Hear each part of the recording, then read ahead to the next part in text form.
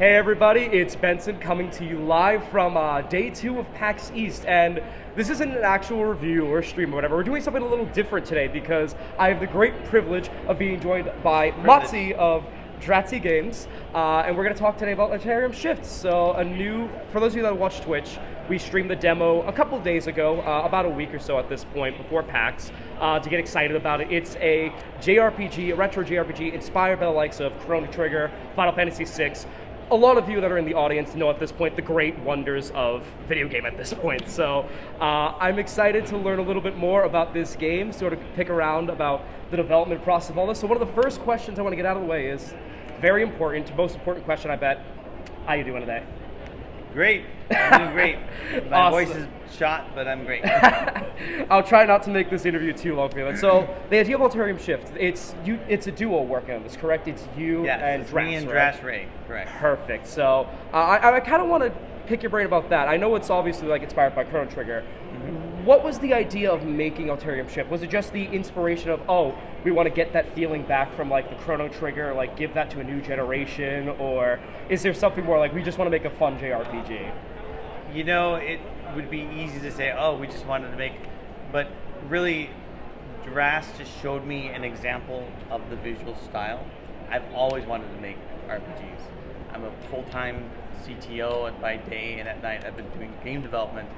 And he said, look at this. I said, wow, we have to make something. So the real inspiration was he came up with a visual style that I immediately connected with, that he liked, and then we said, let's make something out of this. The first original scope was small, 10 to 15 hours tops, and it's just kind of grown from there. What's it grown into now? Give us an idea of that. What's it kind of grown into at this point? Well, to give you an idea, the demo, if you play all 3 characters, Yeah. is probably 4 to 5 hours of gameplay if you actually, investigate and play things. I was gonna say, for stream, for example, we played Sage's story actually, Yes. and between exploration, the history, and the wonderful surprise quiz that came out of nowhere about the actual Yes. history that Yep. many of us were like, oh, we're actually being tested on it. It did Yes, take us about. there will be a test. Yeah, we were not prepared, but it was like an hour and a half actually. I remember just for that's it. Sage's. For And- each character, it's roughly that. Yeah, it's so interesting that just to see it. So the fact that it's gone from that kind of demo, like originally like the 10 to 15 hour idea that you had, into a thing that's now becoming like an hour and a half essentially for each demo. Like that Yeah, has to just be the demo. That's like Act 1 of the game. That's only Act 1. That's exciting. Act to say 2 the is least. longer. The EA that we have coming out in a couple of months, that will be, it's probably about 30 hours probably, because it's about 50% of the game. So we haven't really timed it all yet, but we'll figure out The how that fact that it's 50% alone at 30 hours, just like between all 3 goes. characters. With all 3 characters, right. An individual storyline is probably going to be roughly 10 to 15 hours. But That it's going to, there's a lot to do. I was going to say, it seems like there's a lot to do. It's exciting. So, Fisal, I'm sure you're watching this, buddy. Add this JRPG to your list, buddy.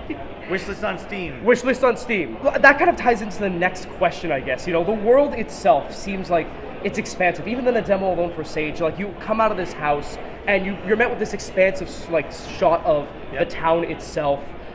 How big of a world can we expect going? Because obviously, when it comes to playthroughs, a lot of playthroughs can be like, oh, it's this long, but the cutscenes are what take up most of the time. But obviously, with this, it seems to be extremely different with exploration.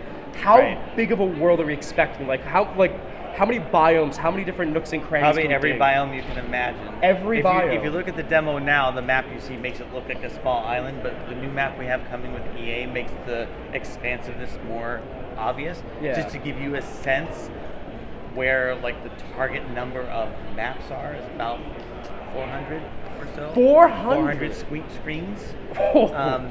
We are going to mitigate some of this. Now, this is some of the EA features we're going to tell you about, but we are trying to hybrid some of the ideas of fast travel. So you Secret of Mana, you just go through each screen and you explore the world. That's kind of what we're doing.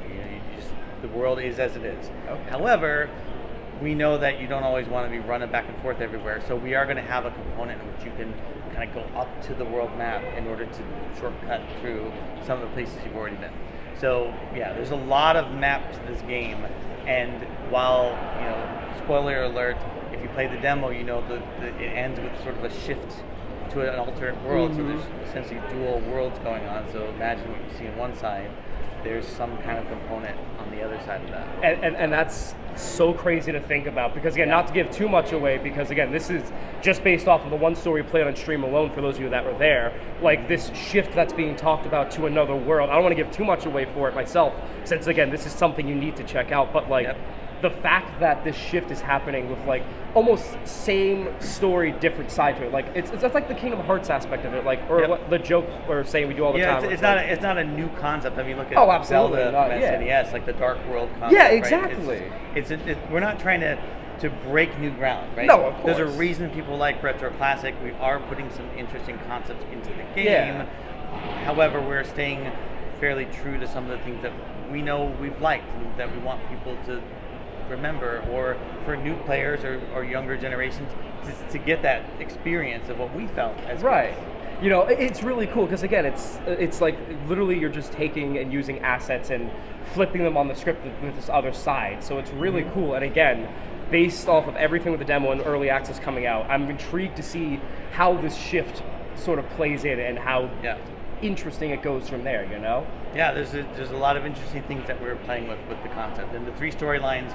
They are meant to intertwine, so there will be some reason for you to go back and play as a different character. There are 3 different characters we've talked about, Pyra, Atlas, and Sage, and all 3 different classes. You know, Atlas is more of an archer, wind element, Sage is a sorcerer that can do all elements, and Pyra is a bit more of a warrior with the fire element as well. Right. And one of the main things I love seeing about this is the fact that it seems like each character, even on the Steam page when you look, it shows that each character is going to have something to help with like on-map traversal and puzzles. So walk us through a little more about that. How fascinating and how different are these puzzles going to be? Because another thing is, with how big the world is, will we be able to see everything as one character, or are there some things we won't be able to see because we don't have like an archery spoilers scale? Is what you're saying.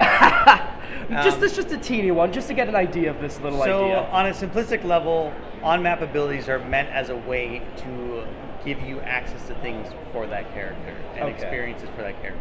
However, it's also meant to give you just a flavor that is tied to that character's personality and their skills and capabilities. Yeah.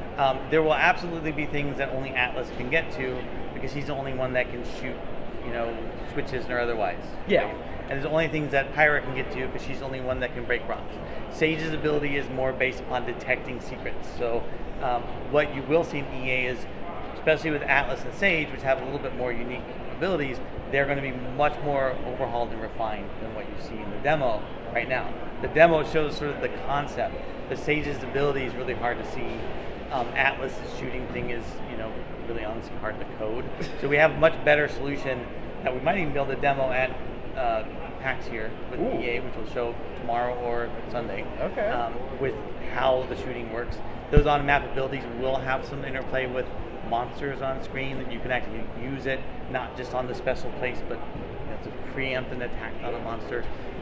Really just to add flavor. Everything we're doing is to add the flavor to the experience to give that uniqueness to their character and their story. That is so cool, because again, it's always fun seeing on-map abilities, like, oh, what can you do with this bow and arrow? So the fact that it really can play into seeing the world differently, not just, from the shape of a playthrough, but this character's specific eyes and the personalities. It's really cool, and it really challenges the idea that you won't see everything, which I personally love. I love different perspectives to the same world. It's so unique. So well, we do, when we get to the achievement phase, we will probably have some achievements that are based upon those completionists that want to do everything. It's not going to be based on the choices you make, but maybe the things you interact with or the things that you find, because the choices are so wide and varied. I think it would be impossible to get every path with it. Oh, absolutely. I was going to say, so the completionist in me is very excited to see what these achievements are. I'm not going to lie. Yeah, we have some ideas, but we're not sharing them yet. Oh, of course, absolutely. Kind of going back to the main characters as well, they all have such different, personalities. Sage is the snob know-it-all. Atlas is this messy archer, and then Pyra is the stand-all, know-it-all, leader of the group. And in a lot of RPGs, even going back to retro, going back to Chrono Trigger and such, when you have these party members with some, even if they're small differences in personalities, having them in a party together for a lot of the game gives them the chance to grow and learn from each other. Because at the beginning of the game, you get the feeling they don't really like each other. So this kind of ties into the thing, because instead of getting the group together, they go their separate ways. So you mentioned the intertwining of these characters later in the story. So what was the idea behind just splitting them up instead of going the usual trope of like, let's go together and bond as a group? You know, is it just so that way they can appreciate themselves and learn more about themselves in regards to what Dolian wants out of them, or so they come back stronger, or what? There's some things that I would prefer not to spoil about the story. Absolutely, yeah. You know, just when the you're general presented scope. with, sometimes people think that what you're presented with is the story, but there's an undertext to some of this stuff. And Right. There's some sort of backstory that comes into play later in the game. So the reason they're split, there's a reason for that. That's not just because of the character. Oh, absolutely. However, the split from the story perspective is so you get that chance to experience it as the individual before you join up with them. You know, like Chrono Trigger does that. You start as Chrono, eventually you join up with somebody else to go on the next step. Yeah, exactly. And I like the progression of the story personally, because you get to experience it first as what it is like to play the game. Then you add people to that story, and then they can kind of help you along the way. So it's not going to be very long before you get other members on your team, and there's going to be other supporting characters, in fact, that will join your team. I was that are gonna not say- main characters. Yeah, I was going to say, because even like the end of Sage's demo, you get Dolian for a split second as a supporting character, Correct. which is really awesome to see. And of course, him being the master of the group and even like initiating everything about their self-discovery and linking up with each other, it's interesting to see him already playing a massive part, because usually I always see like masters in RPGs kind of like take a backseat or not as hands-on, but we see him pretty quickly evolve into like he gets to help you through the final phase of your training, because this is really what it is, right? Your last phase when you go to whatever boss that you fight, that's your final phase of training. right? Exactly. And it, clearly from the storyline, he's setting up to prepare you for this thing he wants that just gets a little awry, you know, before he gets to complete what he wants to do. Absolutely. And then you're kind of set off this phase. But in the next phase of the game, you do end up getting paired up with people, and you do end up eventually getting all three of the characters back. And that is part of the character growth and the character arcs. Again, that is extremely exciting, because not only do we have these characters with new people after they get separated, but having them all link up, you know, essentially growing from their own journeys and then coming back. That's exciting, and I genuinely cannot wait for that, at least. Well, what the great part is, if you think about it, when you play one character, you see how the characters interact with you, and then you flip it around, and then you're like the opposing characters. You play Atlas, and then you play Sage. And from either perspective, you get to act how you decide to interact with that character. Sage is a jerk, okay? However, Sage does have a little bit of compassion. Sage isn't necessarily a jerk, but their way of interacting with the world is through, you know, sarcasm, essentially. You know, like snobbiness, like, you know, like, oh, Right. I know it all, I have this kind of power. Right, which is, you know, there's backstory to that and why that personality exists that way, right? And same thing for Atlas, and same thing for Pyra. Right. And part of the thing we introduce to people, even after your essentially your failure of your test, is the opposing thing of their personality they need to learn. Pyra has to learn how to follow, right? Because she failed the test. Now it's like, well, maybe because you haven't had any chance to follow. And, you know, Sage has to learn to be nice. You know, Right. Escort an old lady around the plane. That, right? I gotta admit, that was one of my favorite parts, was just escorting her, and then basically she'd be like, I'll meet up with you, and getting that thinking of, oh wait, you know, because should I keep up with her or what? Because there was also a side objective where we had to look for Fluffykins. I remember for like Flurfykins, where it was like, oh, I found Flurfykins, but there goes Grandma zooming away. Is this part of the test or what? Well, those aren't necessarily interrelated, but that is kind of a funny point to make out. Oh yeah. Fun fact: if you're mean to the old lady, she walks slower. She mentioned that she'll quick step it, and then she starts going. And part of like with what Stream and I were doing, we were like, let's try being nicer, because we have to actually, that's character development. So I'm glad that you hear that, chat. If you're watching, we kind of chose right on that regard. You made a good choice. We don't want to force character development on the player. So you notice it's like a silent protagonist approach, but you get to answer questions in the voice of the character. Because your character does not speak on their own. You tell them what to say. Right. And that was really important to us. Originally, our first demo, the characters had their own voice, but it didn't feel like you could connect with them. Yeah. So now you, as the player, get to decide what they do with their lives. And if you want to continue being a jerk at Sage, fine. You'll get to. Right? That's all It's your choice. And that's a really big element to it, is the choice of the player, because that makes that experience unique. Keeping with the characters, this is more of a personal question. Which of the three was your favorite to create, and why was it Sage? Sage was pretty fun to make.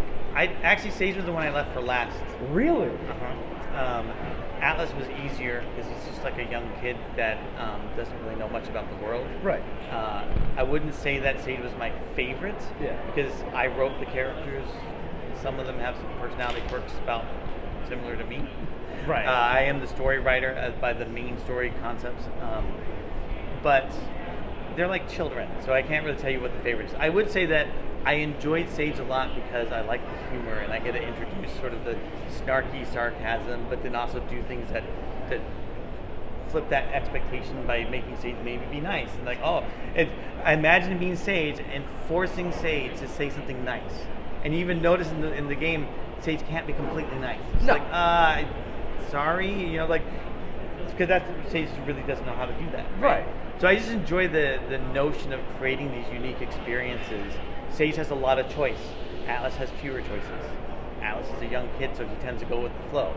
Pyra has more choices, but they're very, regimented because Pyra is very regimented. Right. So just developing that has been fun in the interplay with the characters. It's hard to say that there's a favorite, but yeah, Sage is probably. Listen, you didn't hear this from me. I didn't hear it from you. I will not let them know next time I play. So you can say it with me.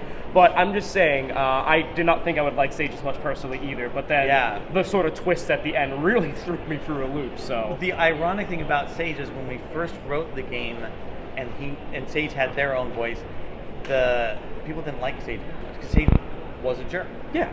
And when we gave people the voice for Sage, they had a lot more fun with it. Because then they could choose to be mean or they could choose not to, versus being forced to see this person that's just kind of a jerk and they don't really like it very much.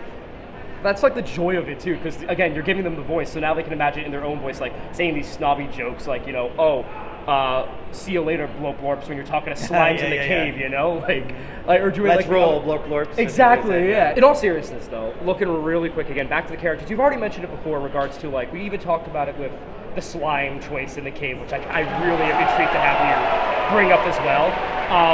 They think it's great. They think it's great too. They love it up there, yeah. Alterium Shift choices are the best. Yeah. That's a good choice right there, is applauding it. So, tying back into character choices and dialogue choices and giving the player the chance to be the voice for these characters. One of the things that we note many times is I think it was Jude. I forget the character's name. One of the guys in Sage's story. Yeah, Jude. Where we were a complete jerk to him at first in his house, and he kicked us out. And oh no, that's Clay. That was Clay. Yes, that was Clay. Jude was the one looking for the mayor's daughter, I believe. Yes, correctly. So with Clay in the house, he kicked us out, and we'd be like, "Oh, we should go apologize," and the door was locked. And thinking, "Oh, he'd just say go away if we entered his house again." Nobody in the chat expected the door to actually be locked, because when you're mean to a character in other RPGs, sometimes the door's usually open. They say something like, "Oh, go away, go to hell," or something like that. Yeah. And we mentioned it with again the caves and everything with the slimes, with choices.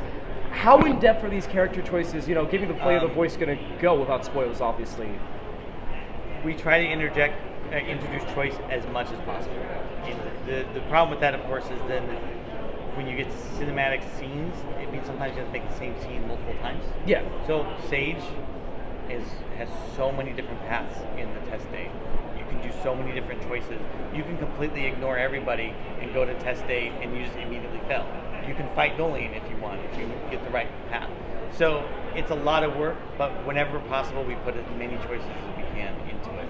You might have noticed, I'm not sure if you noticed actually, Clay lets Sage in without any complaint. Because Clay likes Sage. Yeah. But the other two characters, Clay's like a jerk to. Right? It's crazy again going back. Different, and our dialogue system, which I can't show you, but imagine the dialogue system. Right here, yes. It's very intricate, and it allows for the flexibility of making choices and having different iterations. So if you didn't notice this, you can talk to the same thing multiple times and get different answers. It continues that depth idea of seeing the world differently through each character's eyes. Now, not everything you talk to in the world responds based on the character, but the same concept applies, is that it encourages you to explore and investigate. So if you want to see what someone will respond to for a character, we make those choices. And we do think about the personality of the NPC and how they've interacted with you and what you might get as a response. At some point, we hope to do very, very lightweight, kind of like relationship sim, where based on your responses, it might build up a positive or negative, perspective. Yeah. But it's not going to be heavy. It's just kind of light flavor text, right? Again, every choice isn't about affecting your outcome. It's about affecting how the game feels to play. And so we're not really trying to make it so if you ask everything in the right way, you're going to have the best ending. That's not what it's about. Right. It's really about just exploring it. It takes a lot of work, but for me, it's really worth it. And even Jacob or Drattzy is getting into that idea too. It's okay I call him Jacob because he goes by that online. No, yeah, of course. And again, it's so cool. Even like light decisions just affecting how you play the game and all. Yeah.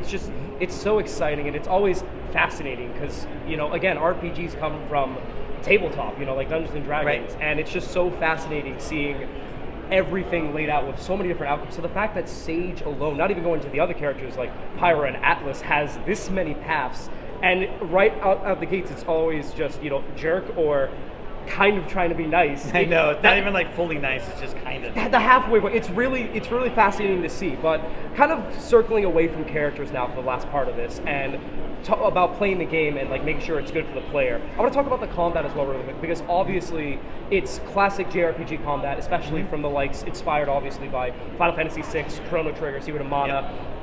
And right out the gates, it's obviously, you have your magic, you have your swords, you have your blocking, and sometimes you have special attacks like throwing down a meteor out of nowhere. Yep. Which is the burst ability, which we're still improving. Yeah, the burst ability. Can we again? You don't have to spoil anything, obviously, but can we expect anything down the road that may make this even crazier, or is this a tried and true to the classics and just fine tuning it? Yeah, people have asked me this question actually here at PAX. The game isn't about combat, and there's a lot of modern retro RPGs coming out where they're emphasizing all the cool little things about combat. Yeah. While we do want the combat to feel good, we don't want people to get hung up on fighting. This is a story-based game. If you have too much combat and it's all intricate and the combat takes a long time, it detracts from what you're trying to do, which is play the game and get through the story. So we have a lot of common elements. The UI is going to be refreshed and refined. We've already refined how the turn order system works. We do want to make it feel good and classic, and like a good peanut butter and jelly sandwich or something. It's not going to be filet mignon or whatever, but it's going to give you a good feel, and then you're going to move on. So it's not really going to be super fancy, but we do want quality of life to be there. We want people to enjoy it. We don't want them to get stuck on it. So it's really just that the whole idea is JRPGs have combat, turn-based combat, and we want that to be there, but we don't want it to be something everyone focuses on as their thing. Right, because again, even like now, like you mentioned, with many retro like inspired RPGs now, that are very combat focused. A lot of you out there, like we've talked about it many times on channel and on stream about some of these indie RPGs as well. They are very combat eccentric, and if you're looking for that flashy show, it's there. But I like that, like so far, now that you mentioned, there's more to the story, like more of a story game than an actual combat game. The fact that the combat still has that old school nostalgic flash, with Meteor for burst abilities, all the magic, like seeing the water come up. It's really nice to see that it's just fine tuning those details so that way it's for a newer audience, like you mentioned. It's not to say the people who make those games with combat don't also have a story. Yeah, absolutely. But I guess I'm just old fashioned. Like Chrono Trigger for me is one of the main inspirations. Chrono Trigger battles are fun, but they're not in depth. We didn't get on map battles like I wanted, but you do see creatures on map, which is great. But still, we want to make it feel fun. We want to have things like combo abilities and big powerful moves, but we don't want people to feel like it's all about the combat. Right. We just want them to enjoy it, and then we want them to move on to the next thing. Again, sticking true to the RPG thing, again, going back to the inspiration of D&D.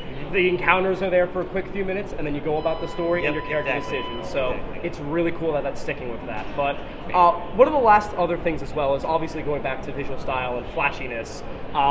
This is obviously an HD 2.5D graphic style, and it is gorgeous, might I add. Like, again, that sweeping shot of the city, like the town, and everything as you walk around, even looking in the distance at like the forest on the hills, it's gorgeous. And obviously, it's, again, 2.5D. You still get little aspects of 3D, but it's still got that 2D pixelated style that you appreciate.